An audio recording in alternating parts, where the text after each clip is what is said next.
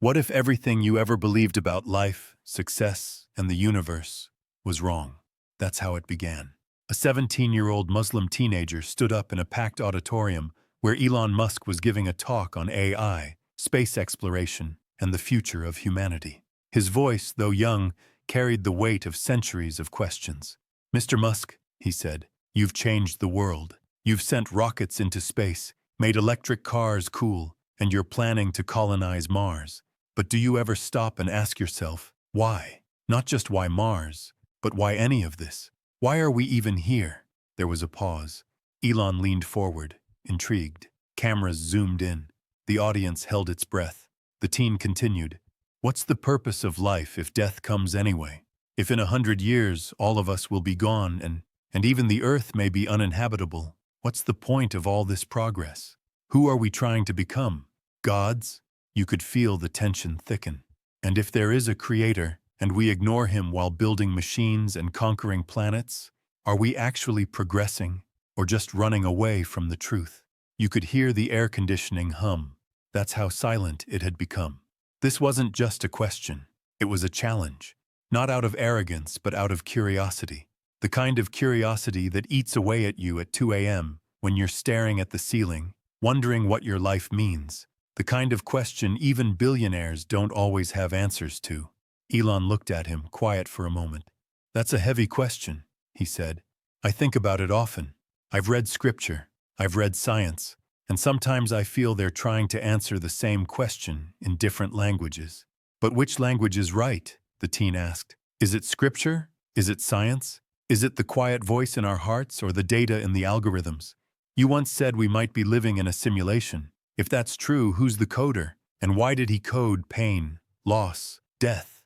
That was the question that hit the room like a punch in the soul. Why did pain exist? Why were babies born only to die? Why did love always come with heartbreak? Why was death the only certainty? A woman in the audience wiped a tear. A professor shifted in his seat. A man who had just laughed at a joke 10 minutes ago now looked like he was carrying 1,000 unspoken thoughts. Elon paused, then asked, "What do you think the answer is?" The teen didn't flinch. "I believe there's meaning, that suffering isn't just chaos, but part of something greater. But I also believe that faith without thought is blind, and thought without purpose is empty. That's why I'm asking you." And then he added something no one expected. "You know, Jesus once said, 'What does it profit a man to gain the whole world, yet lose his soul?' You're the closest person to gaining the world, Mr. Musk. Are you afraid of losing your soul?" Gasps. Not in offense, but in awe. Not many would dare say that to one of the most powerful men on earth. But the teen didn't say it with judgment. He said it with sincerity, with the kind of earnestness that doesn't seek to shame but to understand. Elon stared into the distance for a second, as if he were calculating something deeper than physics. He didn't scoff. He didn't laugh. He nodded. "Sometimes," he said quietly. "Yes, I am afraid." The room shifted. No one expected that answer. Elon Musk, the man who dared to bet his entire fortune on dreams of electric cars and interplanetary life, just admitted he was afraid. Not of failure, not of risk, but of losing something invisible, something eternal. The teen leaned in slightly. "What are you afraid of losing, Mr. Musk? Your soul, or the illusion that you never had one?" The question wasn't a jab. It was a mirror that didn't reflect wealth or fame, but raw humanity. Elon's lips tightened. He exhaled. "There's a part of me," he said slowly, "that believes everything can be solved with intelligence. That consciousness is a code we haven't cracked yet. But then," he looked down, voice softer, "then there are moments, like now, where I realize intelligence can't answer everything. Not pain, not love, not death, not why my heart hurts when I see suffering." The teen nodded gently. "Because the soul isn't an equation." The silence that followed was holy. Then Elon asked, "Do you believe in life after death?" The teen hesitated, not from doubt, but from reverence. "I believe death is not the end, that it's a door. Maybe not one I understand. But faith isn't about understanding everything. It's about trusting that the author of life didn't write a meaningless story." Elon blinked. "But what about proof? Don't you want evidence?" A small smile played on the teen's face. "I do. That's why I asked you. You build rockets, I build questions, and sometimes questions are the only rockets that reach eternity. The audience stirred, phones were still, no one dared scroll. Every word was like a stone dropping into a still lake, sending ripples through every heart. But what if we're wrong? Elon asked. What if this is it? This life, this body, this moment? The teen's voice deepened. Then let me ask you this, Mr. Musk. If this is it, why do we long for more? Why do humans weep at funerals, write poetry about forever, and scream into the void for justice? Why do we dream of heaven, even if we deny it exists? Another pause. Why do we love as if love can't die? It was as if someone had unscrewed the top of the human heart and let the light pour out. Elon rubbed his face. He looked vulnerable, almost human. You mentioned Jesus earlier, he said. Do you follow him? I follow the questions he left behind, the teen answered. Questions like, why do you worry about tomorrow? And who do you say I am? He didn't give easy answers. He asked better questions, maybe because he knew truth isn't just told, it's revealed. Elon looked down, then up at the ceiling, as if expecting some revelation to descend. And what about God? Do you think he watches all of this? Our confusion, our science, our questions? I think God is less interested in our answers, the teen said, and more interested in our honesty. Then here's my honest truth, Elon said, standing a little straighter. I don't know why I exist. I don't know if there's a creator or just atoms pretending to be human. But I do know, I want there to be more. I want life to mean something. The teen smiled softly. Then maybe wanting is the first sign you were meant for more. The weight of that sentence, maybe wanting is the first sign you were meant for more, hung in the air like incense, invisible, yet deeply present. Elon Musk, the world's most daring visionary, looked shaken, not by fear, but by possibility. He wasn't being challenged by technology, but by truth. Not a scientific truth, but an existential one. A truth that couldn't be measured, only felt. Someone in the audience finally broke the silence with a question of their own. Elon, do you believe in God? He turned slowly, thoughtful. I believe in the unknown, he said. I believe we're not the top of the ladder. That something, or someone, started all of this. But I've spent so much time chasing the how of the universe, I've barely stopped to ask why. The teen responded gently. Maybe that's where most of humanity is today, building towers to the stars, while forgetting why we're reaching in the first place. Elon raised an eyebrow. You're referring to the Tower of Babel, aren't you? I'm referring to every tower built by man without soul, the teen said. Every monument of pride, every system that forgets suffering, every breakthrough that forgets broken people. The crowd felt it. This wasn't a debate. This was a collision of belief and doubt, of intellect and faith, of one man who ruled the earth and one boy who dared ask if any of it mattered. Elon leaned forward again. But if there is a God, why the silence? Why doesn't he just show himself? Would you recognize him if he did? The teen asked. Or would we dismiss him for not fitting our expectations? We ask for signs but ignore the sunrise. We ask for proof but miss the pulse in our wrists. Maybe God is less silent and more patient. It was a controversial answer, but no one flinched. Because deep down, everyone had asked that same question. Everyone, at some point, had whispered into the night, "Are you there? And if you are, do you care?" Elon looked genuinely moved now. What about suffering, then? If there's a loving God, why do children die? Why cancer? Why war? The teen didn't answer quickly. His eyes were heavy, not with opinion, but experience. I don't know, but I also know that the same world that brings pain brings healing. That every grave I've seen was surrounded by people who loved deeply. That maybe the wound and the wonder exist together, not because God is cruel, but because life is more sacred than we understand. Then he asked Elon a question that no one expected. Have you ever cried in the silence of your own success? Elon didn't answer. He didn't have to. The audience could see it, the glint in his eyes, the way he bit his lip. A man who had everything, and yet perhaps, like so many others, felt a haunting emptiness between achievements. The teen continued, You once tweeted, I'd rather be optimistic and wrong than pessimistic and right. But what if optimism without purpose is just denial? And then came another bombshell. What if the real revolution isn't on Mars, but in the human heart? Elon looked at the teen, his expression unreadable, somewhere between awe and surrender. He wasn't being cornered. He was being invited. Invited into a conversation that every human, no matter how rich or brilliant, eventually must face. Who am I when the applause stops, when the rockets land, when there's nothing left to launch but my soul? The teen didn't relent. His voice softened, but the words grew sharper. We talk about uploading consciousness, escaping death, becoming immortal through technology. But if you upload a soulless mind, are you preserving life or just extending emptiness? Murmurs filled the room, not judgmental, just stunned, like someone had turned on a light in a room they didn't know was dark. Elon finally spoke. Sometimes I wonder if we're just delaying the inevitable. We build, we explore, we innovate.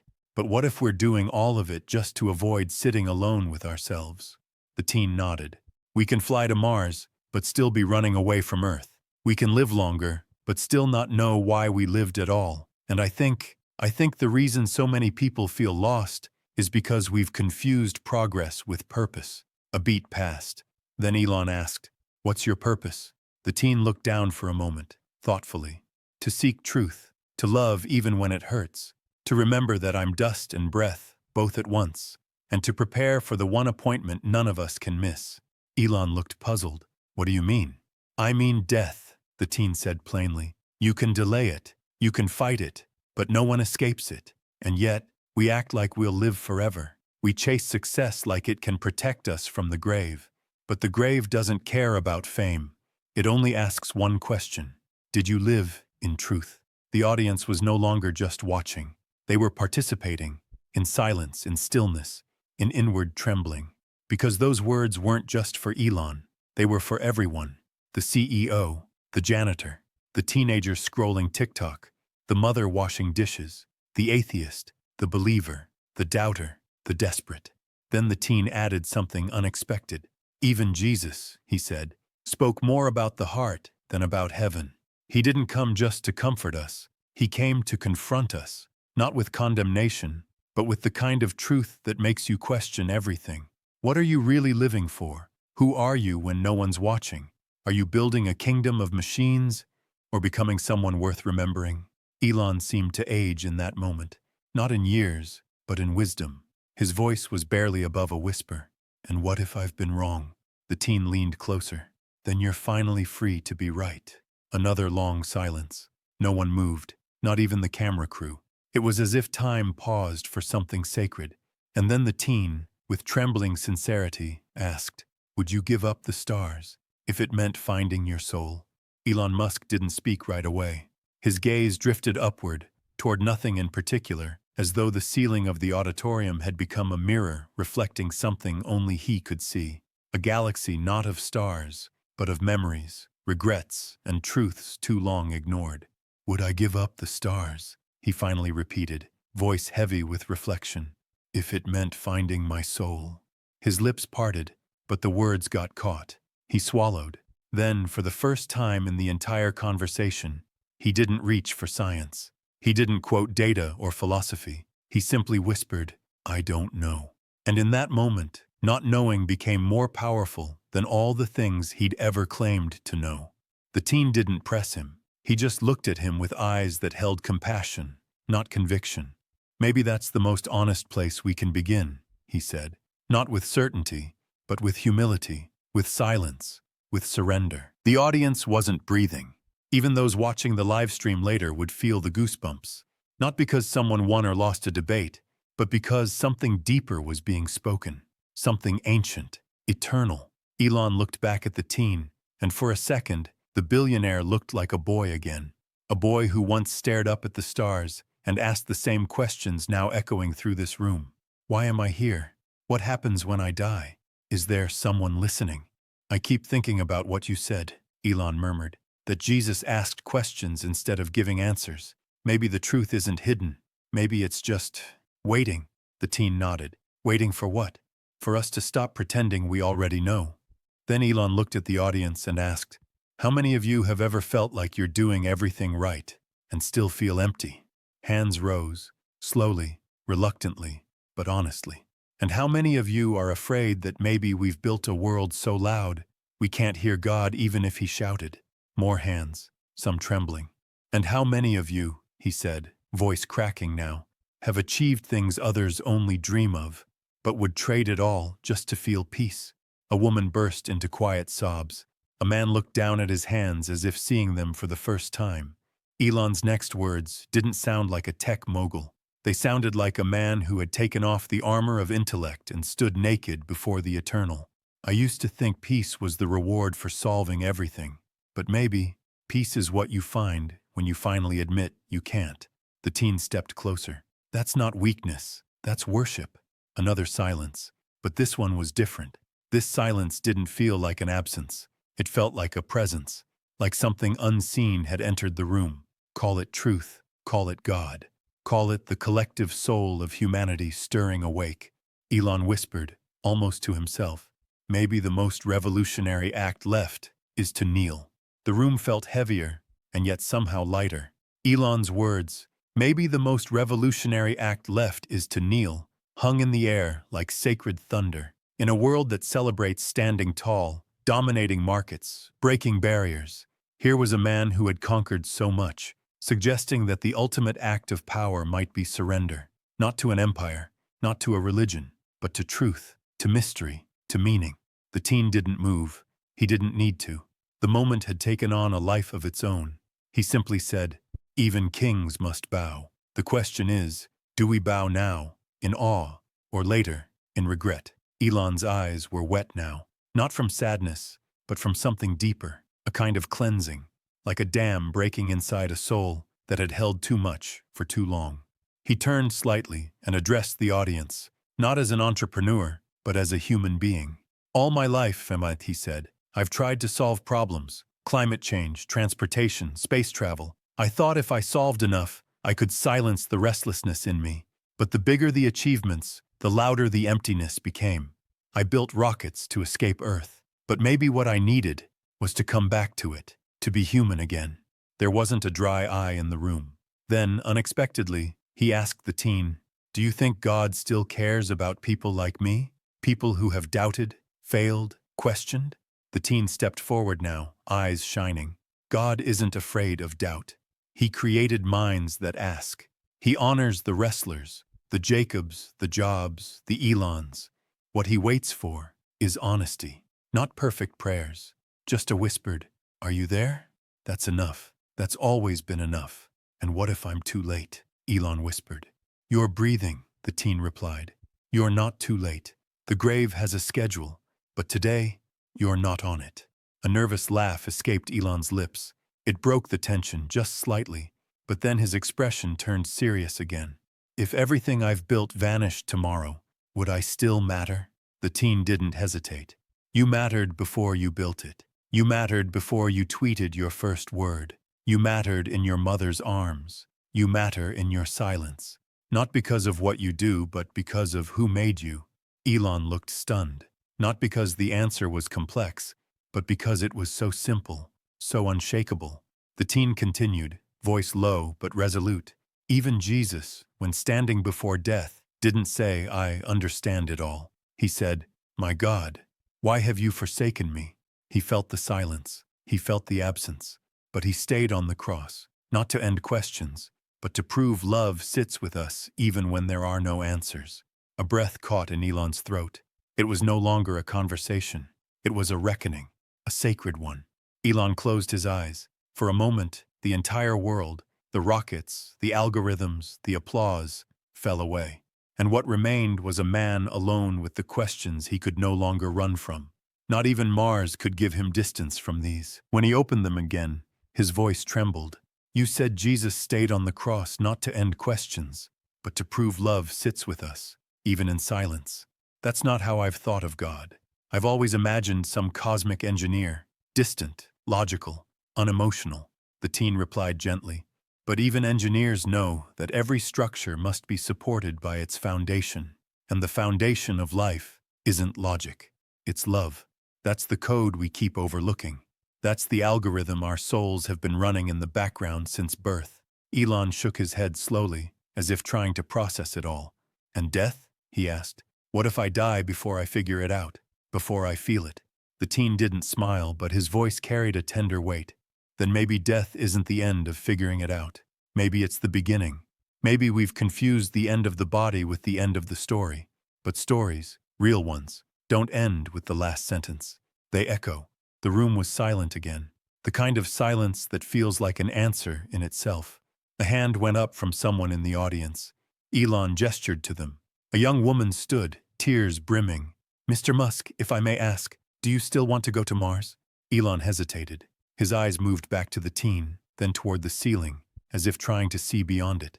"I think I do," he said, "but not to escape Earth, not to escape pain. I think, now, I'd go for a different reason. Not to conquer, but to contemplate. Not to colonize, but to understand." He turned back to the teen. "You've challenged everything I thought I knew, not by attacking it, but by asking me to feel it. I've spent decades building external futures.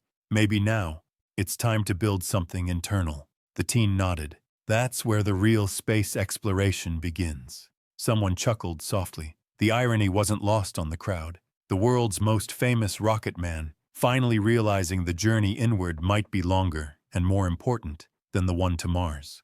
Elon's next words came slowly, but clearly. "I want to believe," he said, "in more than physics, in more than systems, in something that sees me, knows me, forgives me." The teen took a step closer. "That's not weakness. That's the start of transformation." Elon's lips parted. A single tear fell. And then, for the first time in his public life, Elon Musk said something he'd never dared say. "If you're there, I'm listening." The silence that followed wasn't awkward. It was holy. It wasn't just Elon who had whispered into the unknown. It was every soul in that room, every viewer across the world watching this unfold live, every person who had ever laid awake at night wondering if there was more to life than breathing, building, and breaking. The teen didn't move. He didn't speak. He just stood with Elon in that vulnerable moment, not as a prophet or preacher, but as a fellow traveler, one human reaching another. Then he finally said, "That whisper, that, if you're there, I'm listening, that's more powerful than any speech. It's not about having all the answers. It's about having the courage to ask the right questions, and the humility to wait in the silence." A woman in the crowd began to sob, not with sadness, but with release. A man beside her held her hand. Another whispered a prayer, though he hadn't prayed in years. Something had broken loose in the hearts of everyone there. Something ancient, something true. The teen looked back at Elon. "You said once that AI might be humanity's greatest threat," he said. "But I think our greatest threat is forgetting we have a soul." Elon nodded slowly, eyes still red, hands clasped together. "Maybe the reason we're trying so hard to live forever," the teen continued, "is because deep down, we know death isn't the enemy. Emptiness is, and we keep filling the void with tech, with noise, with applause, when all we really needed was connection, with ourselves, with each other, with the one who gave us breath." Elon sat back, almost collapsing into his chair, as if the weight of truth had finally caught up to him.